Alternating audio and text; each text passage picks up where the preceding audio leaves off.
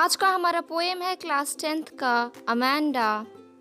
तो इस पोएम में अमेंडा एक छोटी सी लड़की है जिसकी मम्मी बार बार उसे टोका करती हैं कई चीज़ों के लिए और अमेंडा को ये नहीं पसंद होता है। लेकिन वो रिप्लाई में कुछ अपनी मम्मी के अगेंस्ट बोलती नहीं है, लेकिन अपने दिमाग में कई सारी चीज़ें सोचती है कि काश मैं ऐसी होती, काश मैं वैसी होती। तो चलिए हम पोएम स्टार्ट करते हैं। तो पहले स्टैंजा में don't bite your nails Amanda, don't hunch your shoulders Amanda, stop that slouching and sit up straight Amanda.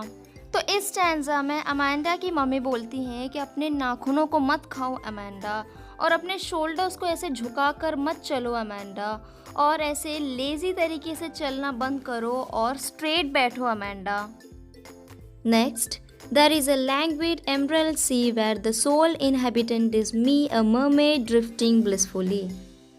तो अमेंडा के मम्मी के डांटने के बाद अमेंडा सोचती है कि काश मैं एक जलपरी होती जो एक ग्रीन समुद्र में तैर रही होती। इसके बाद अमेंडा की मम्मी पूछती हैं, did you finish your homework Amanda, did you tidy your room Amanda, I thought I told you to clean your shoes Amanda. इसका मतलब ये है कि अमेंडा की मम्मी पूछ रही हैं कि क्या तुमने अपना होमवर्क ख़त्म किया अमेंडा, क्या तुमने अपना रूम साफ़ किया अमेंडा, और मैंने तुमसे बोला था कि तुम अपने शूज़ को क्लीन कर लो। I am an orphan roaming the street, I patter soft dust with my hushed bare feet, the silence is golden, the freedom is sweet. तो जब अमेंडा की मम्मी अमेंडा को डांटती हैं तो वो सोचती है अमेंडा कि काश मैं एक अनाथ होती, काश मेरे पेरेंट्स ही नहीं होते, कोई डांटने वाला होता ही नहीं, और मैं स्ट्रीट्स में गलियों में घूम रही होती और अपने नंगे पैरों से कई सारे पैटर्न्स बना रही होती। और वो बोलती है कि जो साइलेंस होता है वो गोल्डन होता है और जो फ्रीडम आज़ादी है वो बहुत स्वीट होती है। Next stanza, don't eat that chocolate Amanda, remember your acne Amanda, will you please look at me when I am speaking to you Amanda. तो अमेंडा की मम्मी फिर से अमेंडा को डांटती हैं, बोलती हैं कि चॉकलेट मत खाओ अमेंडा, और तुम्हें अपनी एक्नी याद है, जो फेस में छोटे छोटे दाने निकल आते हैं, पिंपल्स निकल आते हैं, उसी को एक्नी कहते हैं। तो बोल रही है तुम्हें अपनी एक्नी याद है अमेंडा, और जब भी मैं तुमसे बात किया करूँ तो मेरी तरफ देखा करो अमेंडा।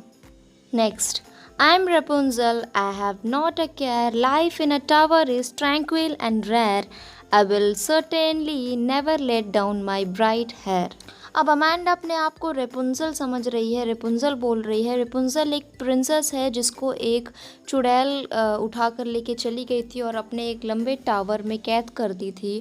और रेपुंजल के बहुत ही लंबे बाल होते हैं जिसकी मदद से जब वो नीचे करती थी अपना बाल तो वो जो चुड़ैल है वो उससे चढ़ के ऊपर आ जाती थी। तो अमेंडा अपने आप को रेपुंजल समझ रही है और बोल रही है कि मुझे कोई परवाह नहीं है किसी की, और काश मुझे भी कोई चुड़ैल उसमें कैद कर देती और मैं शांति से उस टावर में रहती, कोई मेरे को तंग नहीं करता। और बोलती कि मेरा जो बाल है वो मैं कभी नीचे नहीं करती, ताकि जो मेरी मॉम है, जो मेरी मम्मी है, जो एज अ विच बोल रही हैं, वो कभी ऊपर ना आ पाती। Next stanza, stop that sulking at once Amanda, you're always so moody Amanda, anyone would think that I nagged at you Amanda। तो नेक्स्ट अमेंडा की मम्मी उसे समझाती हैं कि तुम इतना अपसेट क्यों हो जाती हो अमेंडा, और तुम इतनी मूडी क्यों हो जाती हो, किसी को भी लगेगा कि मैं तुम्हें हमेशा डांटा करती हूँ। सो पोएम का मॉरल यही है कि कई बार हमारी मम्मी हो या पापा हो, हमारे पेरेंट्स कई बार स्ट्रिक्ट हो जाते हैं, कई चीज़ों के लिए टोका करते हैं, तो उनका बस एक ही मोटिव होता है कि वो हमें अच्छी चीज़ें सिखाना चाहते हैं, वो हमें अच्छी परवरिश देना चाहते हैं।